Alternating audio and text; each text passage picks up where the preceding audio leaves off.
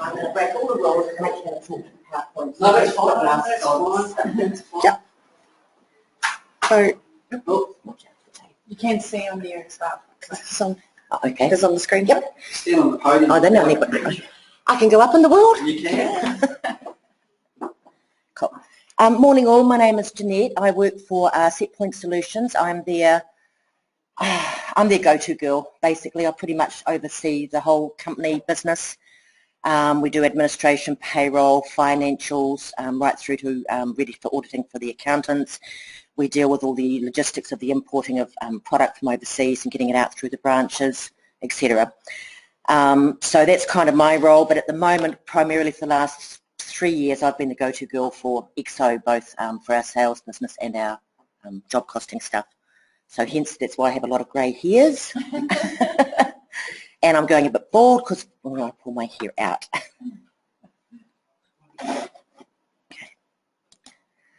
So we were officially incorporated in 1991, but the history behind that was the company was started by two guys fixing heat pumps in their garage. And then they weren't quite making enough money, so they went to work for Siemens Building Technologies, who back in those days had a presence here in New Zealand. And after 2 or 3 years, Siemens decided it wasn't profitable enough to be working here in New Zealand. They wanted to go back to Australia. So a couple of our guys got together and bought the New Zealand business off Siemens Building Technologies. So we're heavily partnered with Siemens. We spend roughly about $500,000 a month with them on product alone. And we also have, as part of the partnership agreement, a lot of reporting that we have to do for them. We have 3 branches. I'll just stick to the slide that I did, hey.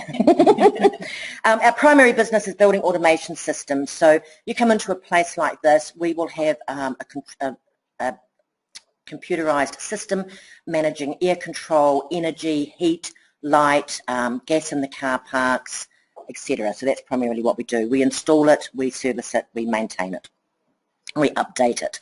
We've just finished doing a large job for the council, which is in our projections a little bit later on. We have a sales business, so we have a sales section, and all they do is we bring the product in from overseas and we just click the ticket, sell it, make money. And then we've also got a little subsidiary company called Smart Touch, and that is all based around all this clever home automation stuff. So if you want to get on your phone and say, it's a bit cold today, can you turn the heat pump up to 30 degrees and put the jug on and open the car door? It's that kind of really, really high end. You know, we're in the process with EQC on a rebuild fight at the moment. If we get the rebuild, I'm having this stuff because it's really clever.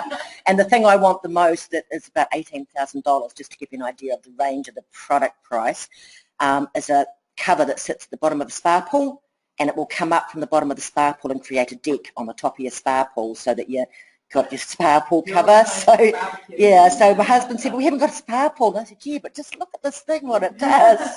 So that's Smart Touch. We cover all of New Zealand, and including Antarctica, Stewart Island, Norfolk and Chatham. We have, once a year, we send 2 guys down to Antarctica for 6 weeks to maintain all the systems down there. And there's always a fight to put their hands up as to who's going. The only one who doesn't go is the one that did not learn. You do not go outside for a pee in the middle of the night, because he ended up having to come home and come to hospital. So, we have branches, Wellington, Christchurch, Dunedin. We have 49 staff now. We just employed 3 new staff this week. 7 directors, all of whom are owners of the company. We're members of all the things like the Green Building Council and so on that people like us should be associated with. And every year we give $50,000 to DOC as sponsorship for looking after the jeweled gecko, which is about to become extinct gecko. And our staff actually go out to the habitat and help maintain the habitat and rescue these geckos and repatriate them to where they need to be, etc. So that's just a little bit about us. Yeah. So what do we do? As I've said, we do building automation management, systems integration, energy saving management solutions, home and lighting, controlled environments getting to be really big at the moment. It worked on several green building projects, and we supply products for HVAC, electrical, refrigeration and industrial. Now, we just recently did a big multi-million-dollar job at the Civic building, and it has been awarded the highest possible rating for environmental design by the New Zealand Green Building Council. It's the first building of its type to receive a 6 Green Star rating. And what we did there was we supplied a Siemens Apogee automation system. So we covered off heating, ventilation and hydraulic pumps, landfill gas generator, diesel, electricity, process coolers in the server rooms, water metering, rainwater metering, so the rainwater is harvested, stored and recycled for solar cooling and septic uses, solar hot water stored in 36 banks of tubes, MLS lighting, automated blinds, car park extract systems, which is the gas, reducing the carbon monoxide in the car parks, gas detection system in the boiler house, fan coolers, velocity and pressure controls. And that's all driven off a little laptop. Wow, that's all in the civic building in town. That's all in the civic building in town. We've had the earthquake, while it's been bad for anyone that lives in Christchurch, has been great for business. We've gone from doing 8 or 9 million a year in the last 3 years. We're tipping 22 million now for turnover. So it's, you know, yeah, it is. And it's great because it's my boss is really huge on conservation and green, or he's a greenie, a real greenie, hence the gecko thing. But the fact that we're getting involved in these types of buildings where we can actually make a difference and be doing things like recycling rainwater and stuff is actually, even though I'm old school and I'll just use what I want to use and drive my car when I want to drive it, it's still good to think that we can be doing that kind of technology. Yeah, well, we were just talking before about cars and the use of Uber and not looking at all the cars in the car park and everything that goes into maintaining all those cars with one person in them, you know. And I remember the days of Muldoon and carpooling, and we hated it at the time, but I've shown my age now, but really we've got to start getting back to that type of thing, because I have grandchildren and I want them to know New Zealand how I knew it as a kid growing up, not just full of waste. So, yeah. Now, with EXO, we brought EXO in 2007 for our product sales division. It was a pretty easy rollout. I didn't actually manage the implementation of that, but I was involved in all the data, preparing all the data for migration and so on. And for us, EXO worked very well for our sales business. We had some customization done around quotes and forms, but the rest of it was pretty much there and working. So that was the core finance module. And it worked well, and we just loved the side of the GL reporting, etc. Prior to that, we used Concord, a locally customized package, and the relationship with the supplier was not great, and they were very defensive every time we pointed out something that wasn't working right with the system. And it wasn't live. It relied on a whole lot of tasks being scheduled every night to actually update your GL and everything. So if you were trying to do your balance sheet and you noticed an error, you would fix the error. You would then have to wait overnight for the scheduled task to update the GL, go in the next morning and, oh, bugger, I posted the thing the wrong way. Now I've got to fix it again, do it again, and then wait overnight. So I could be 4 or 5 days trying to get a balance sheet. So that was one of the things behind moving. We brought Smart Touch in on April 2010, and in April 2013 we moved our Setpoint building automation business in, and we implemented job costing. We were running 3 separate databases because we had our sales business, our Smart Touch business and our building automation all running on separate databases. We use the core finance modules, distribution advantage, fixed assets and job costing, my favourite friend. We're not using all the functionality yet, and I have to admit that simply we do not have the in-house resource, i.e. me. I don't have enough time in the day to look at everything, and I want to look at things like serviceable units. We have equipment that needs to be calibrated every 6 months on site, so I think that would be a good tool for doing that. And I certainly want to look at the resource allocation or something around managing our service teams and making sure all of the customer calls, who have I got available to actually send out on site. So I want to look at that. We're currently using IMS payroll, barks like a dog for a 47, 49 people company, cannot extract any information out of it, so we're looking to move to a new payroll, and obviously I'll investigate EXO or MYOB payroll because we want integration. Right, our successes, from my perspective anyway, and from most of the users, it's easy to use. You've got a Windows menu base, we're not using dashboards, our guys are struggling even with just using menus. We've got a local support partner who we've developed a really good relationship with, and the fact that I can just ring up and get some help, and particularly we had issues around our balance sheet, not balancing, etc., that people will actually get online and fix it for us pretty much straight away, so we like that. We didn't have that with our old business software partner. The clarity reporting, which I've got quite heavily into, and the fact that we can customise things ourselves and create our own reports. We have a stack of customization and triggers in place, and I'll talk to a few of those. And we've got about another, how many have I got in the pipeline at the moment? About 12 tasks, customization. Will's working on automating documents for us at the moment so that everything we do is saved against a job or a customer, to save people having to remember to do that. We have some in-house knowledge, and that I had a background in access databases, which gave me enough of a footing to get my feet into this. And even though I'm nearly 60 now, I still like a challenge. I like to be learning, and this gave me something I could take on board. Oh, there's a little bit of a challenge. Just didn't realise back in 2013 how much of a challenge it would be. For the sales and our Smart Touch, it's plain sailing. Smart Touch, we only have one branch. We don't use job costing, so everything's just a breeze, and it's basically our end of month reporting, because we've got our processes in place. It's plain sailing. It takes me like half an hour to run off about 30 reports at the end of the month, and I'm using GL report badges and so on as well. For the product sales, the main thing was around the quoting, etc., and we've got that in place with the help of Focus. Love the GL functionality, and I probably will need to talk to Sarah a bit more about some of the things I know are not happening correctly for us. And I love the fact that if I can't get what I want with a report, I can zip into the back, run an SQL and pull it out. That's what's cool. It's one of our probably more advanced client users of Clarity in Israel, and from the back there, it's always very good to she'll just bring us up and say, I've made this report and it just wants a little bit more, and all we have to do is just punch a little bit more in there. It's good. Yeah, and it's usually because it's like, I want this finished today, and I'm 10 minutes before I'm going off to the plane to Wellington, or having to pick the grandchild up from school, and I'm not going home without it being done, so I'm going to flick it to Focus, or I recognise that I've got to the level that I actually just don't know well enough to go to the next step. So, yeah. Whoops, don't fall off the podium. But yeah, I'm also, because I am probably the biggest user in the background, I probably also cause them the most headaches. At the start of the last financial year, I managed to completely lose the GL trans table. So yeah, so I give them lots of work, because I save them work, but then I create them new work by what I'm doing. So. Interesting and hearing. Yes, yes. We have multi-branches, so we have multiple WIP locations. We don't just have one WIP location, we have 4. I have multi-branches. The change to perpetual stock has been, for me, a hair-pulling exercise. I didn't understand it. I didn't understand the implications of what it would do to our business, and I have not had the time to sit down and understand it properly. So, Sarah, I will be calling you.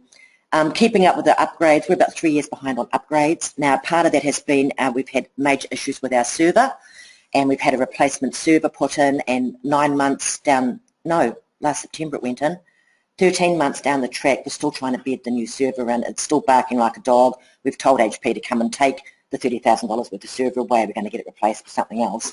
So I'm not prepared to do upgrades on EXO while the server's not working correctly, because EXO will get the blame for the stuff that the server's causing, as it does. Every time the server goes down, I get 47 people ringing me saying, EXO's not working this morning. And I'll say, actually, it's nothing to do with EXO. It's the terminal server's gone down. Yeah. Yeah, so, but that frequently happens, all right? Staff resistance, they're set in their ways. They're all, to be fair to them, they're all flat out, and at the moment even more flat out, because we're doing twice the business we used to do. Sam is working 70 hours a week just trying to keep up with quotes, let alone anything else at the moment. We've got that much quotes and tenders on. He hasn't got time to learn anything new, do anything new, so that's also been a change. And my other 2 branch administrators, bless their hearts, are older than I, and still one of them doesn't even use a computer still. She gets her daughter to come in after school and help her put everything into the computer. So I've had a bit of a challenge there as well. And the other thing is that the 3 branches have effectively for the first 10 years of the company worked independently, each manager doing their own thing for their branch. Now I'm trying to establish company-wide processes so that we can get the things in place in EXO that we need in place, and I'm getting resistance because, well, that doesn't work in Wellington, or that won't work for us here in Dunedin. Well, actually, you all own the business, and if you want it working properly, you need to start thinking the company picture, not the branch picture. So that's been, in general, the challenges. Specific to job costing, lack of resources, i.e. I wished that 3 years ago I had said, you want me to do this, that's what I'm doing for the next couple of years, I'm doing nothing else. I work a 32-hour week, I'm doing everything else in head office, and I just haven't had the time. The last couple of weeks, Ben's been away, so I just thought, well, actually, bugger everything else. I'm going to spend some time on the business software and get that back on track, and hence about 12 tasks going through the focus. And I've got another 14 on the completed list I did myself. So for the last week and a half, because I've been able to just focus on that, I've been able to get quite a bit done. The fact that job costing had no pack slip. We ship out, we did an order last week for one customer going out to site at the university, 14 pallets of gear, and that's only a part of the job. That has to be, we have to have a process for recording what's going out to site, what date it's going out, who signed for it, or who delivered it, right? So the fact that it had no pack slip, Julie Scott initially developed something for us, and then our business processes changed. Alex has been back in there working on that for us recently, and we've got a working packing slip and EXO ready to go live, and it's pretty sweet. And it's very easy, and because all you've got to do is click into the supply now column and put how many you're delivering, and Alex has got everything else working in the background. So a lot of respect for Alex. I think he's a very clever person, as are most of the focus people. We had a lot of complicated reporting requirements. We're basically not using any of the reports out of EXO because they didn't work for us. We've developed a lot of our own. We have a lot of customization. I've also done a lot of work, some of it I've done, a lot the focus team have done, where I've thought about where the users could actually make a mistake entering the data that might impact on the output that we're getting, and we've automated as much of that as possible. And the complexity and size of the projects we manage. For example, we're in at the university at the moment doing the work there. We've got projects that are going to run over a span of 5 to 6 years, and we're talking in excess of $10 million. So we've got a lot of complex work going out there. Now, I just wanted to show you some of the reports that we've kind of added in. So the top one, the job material report with the drill down, this is one that was developed for the team by us so that they can run this off the screen and look at all the gear they quoted, what they're not going to use, what's come in, what's gone out, what's still got to be supplied, etc. That's very useful. And then we take the same report effectively, because I'm pretty good at this. I get focused to do one, and then I go in and I bastardize the hell out of it to create another 3 or 4, so that I can give each branch what it needs. So one branch wanted it sorted by stock code. One branch wants it sorted by sub-job, because that's the way they work. So the same report does the same job, we just sort it different ways. We've got a packing slip detail by sub-job and our packing slip detail. So this is generating off our packing slip functionality, and we can generate this for the customers. I'm just conscious of time, so I run a bit fast now. But here we go. Here's our packing slip functionality that we're about to go live with. So what we've done is used extra fields and customized the grid that Kirsty talked about before, right? And we've added a couple of extra columns in. We have supply now, and we have supplied. So the user just pops into here, drops in how many they're going to deliver at this particular delivery, say puts in 2, clicks the packing slip, gets the packing slip up, they can look at it and they go, oh, actually no, Hal, I wanted to supply 5. If they haven't done the click to generate, they can go back, they can change the number. Once they do the click to generate packing slip, that commits that information to the database and then drives the packing slip. And then we can just pop in and we can get a reprint of that packing slip at any time as well. So that, I've been testing this extensively all of last week, and I haven't been able to break it. And I gave it to someone else to break, and she's pretty good at breaking things too, and she couldn't break it either. So I'm pretty confident that next week, once I just check the data and the job material reports, we're going to go live with this. So that for us has been our biggest challenge. At our last directors meeting, the call was made that if we didn't have a packing slip functionality by Christmas, they were going to throw EXO out the window and get a new package in. At which point I said to my boss, that's fine, and you'll get my resignation at the same time. I am not doing this again. We have invested so much into this that I don't want us going backwards. We're so close, and it's very easy for me because I'm in at the ground level and I know how close we are to get it to the point we want it, that to throw it out of the window now and have to go back and redo all of that again, I haven't got that in me. You know? So, yeah. But we've used customization heavily, as I say, particularly on data entry fields and things. Basically, once they enter the customer, we've got the branch driven off that. That drives the WIP location. That drives the job manager. If they change a job to in progress, that's updating status fields that we've got sitting in the background. So we use extra fields and triggers and things quite heavily. We've got job codes. They didn't like the fact that everything just had a number. They were used to seeing W for Wellington, C for Christchurch, D for Dunedin. We've got customisation in place for that, and that means they can search. They just do a C dash and they can search just their jobs. They haven't got the hang of the fact that even though I sit with them repeatedly and say, you know, you can tick these boxes and you can just get the jobs that have got your name on them and what have you. So, yeah, but no, pack and slip was certainly a big challenge for us, but we've just about got there. I'm so excited because I'll be able to it'll just take a lot of pressure off me when we get this in place as well. But we felt, and the directors were quite right, it was a flaw of job costing to not have pack and slip functionality. And for us to go in and redo it, and sales order was, come on, you know, we're doing, we've got 30,000 jobs in our database since we implemented this thing, so not practical. Yeah. Thanks. Yeah.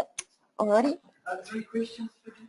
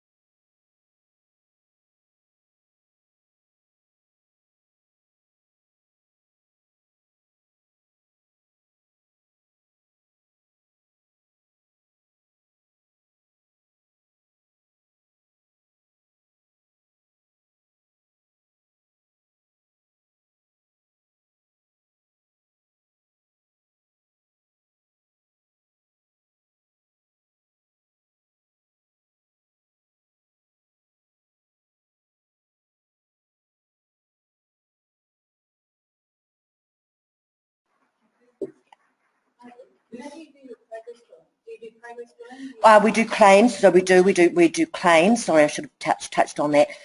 We have basically 3 types of billing. We have service call out, so that's what got used, who went out and out the door. We have service contracts, so what we do there is we generate a service invoice and report. So we used to have a Word document for a service report and then the invoice out of the system.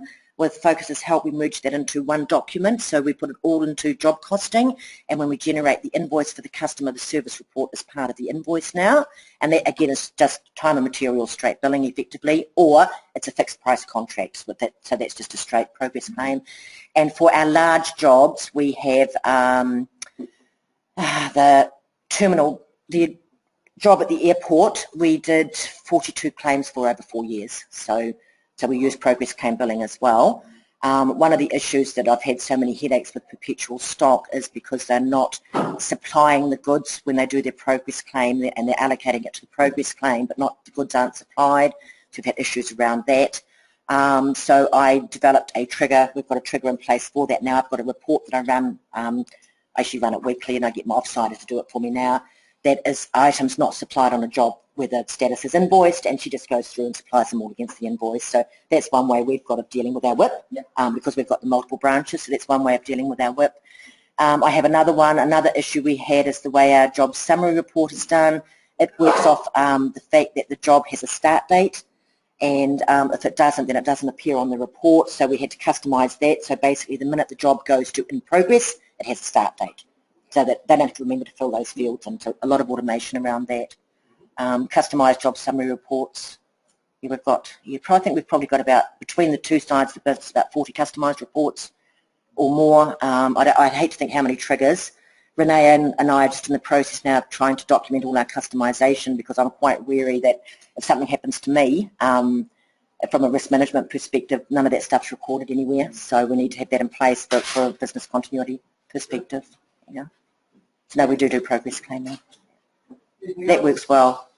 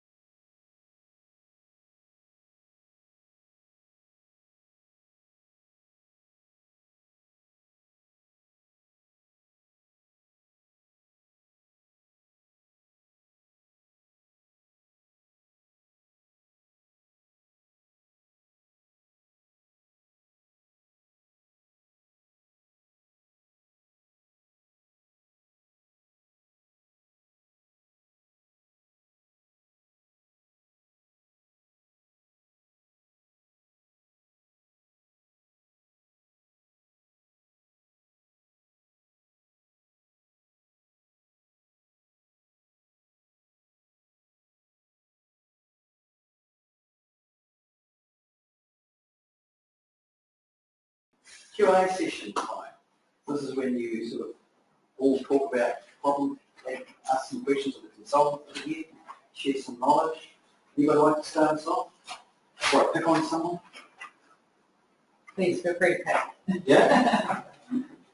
Joanne, we haven't heard much from you today. Perhaps you could enlighten us with something. No, it's because I don't work in the job cost. You don't work in Then the job cost? Dawn should really be the person here that is away. Oh, okay. All right. So I'm just here listening and learning and taking back. Good. Did you get some So good tips? see what, just, this as good as I can go back now and just make sure that this is actually all the stuff that they are using. Mhm. And if something has come up, Okay. there might be some We will be, opportunities. we are recording as well, and we'll post the recording of the workshop onto our YouTube channel, so it can be, you can go back to any point and review that, and then if you need extra copies of the job costing handout that I have, then you can put that, just get in touch, and we've got all that information available at our fingertips. Thanks. Any questions? It's quite standard reports on serviceable units.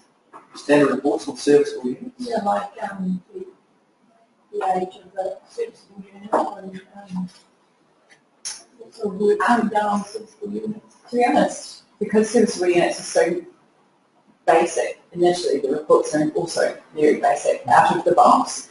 But if you do adopt serviceable units, you will inevitably make them more complex. So we would have to write complex reports to match that. Yeah.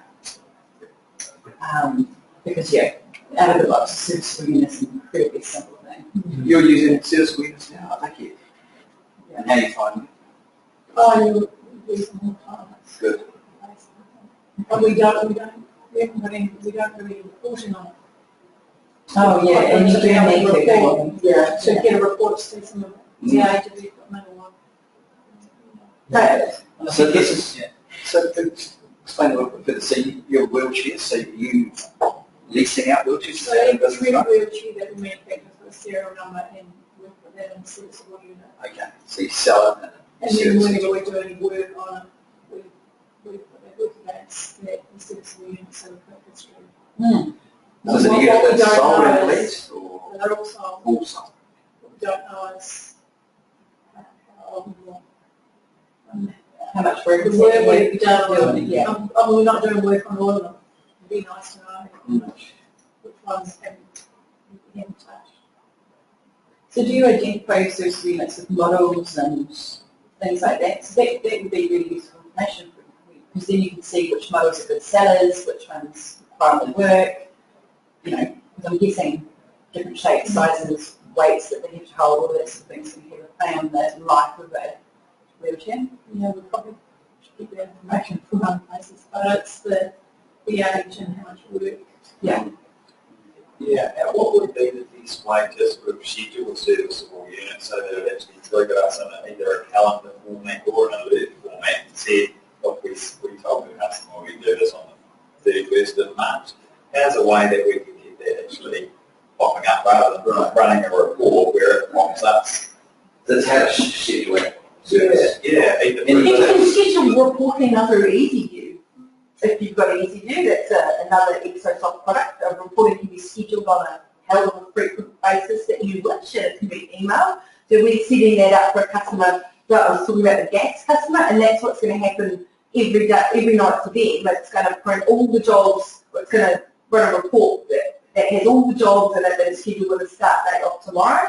So at 4:30 today, it'll run a report and it'll have every single job sheet for jobs scheduled to start tomorrow. It emails it to the service manager, and he just prints it off. He's scheduled to print as well, but he wants to review it in an email form first. So that's what we're doing there. I'm not sure what EXO's got out of the box in terms of scheduling and things like that, but Yeah, we're going to take it in minutes. There's nothing out of the box.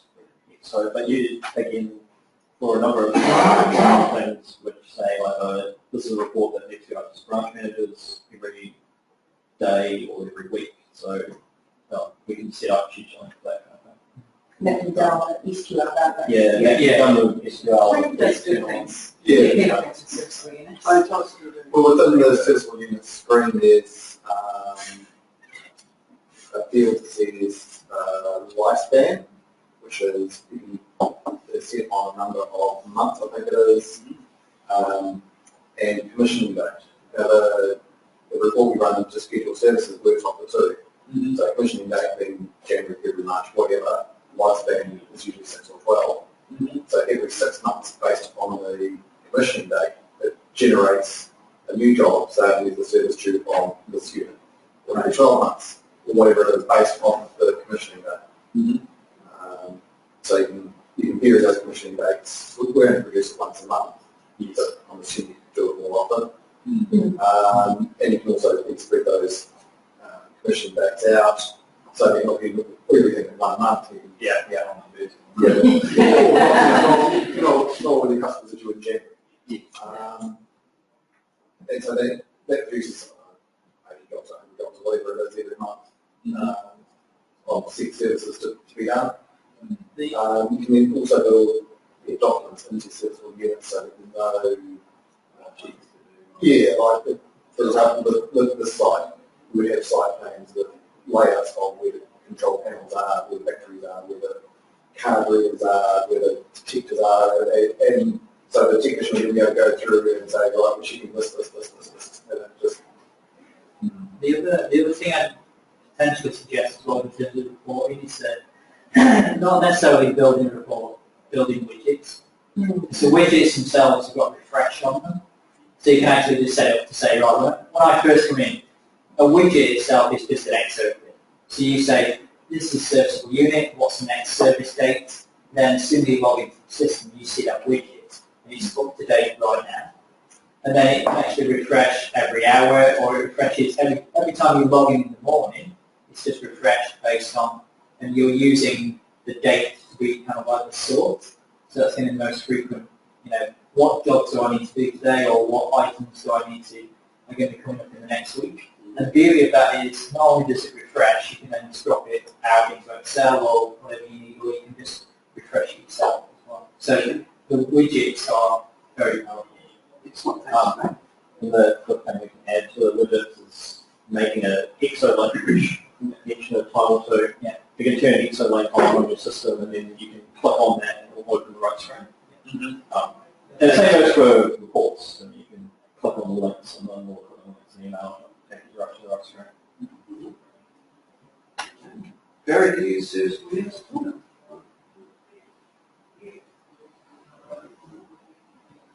Gravity.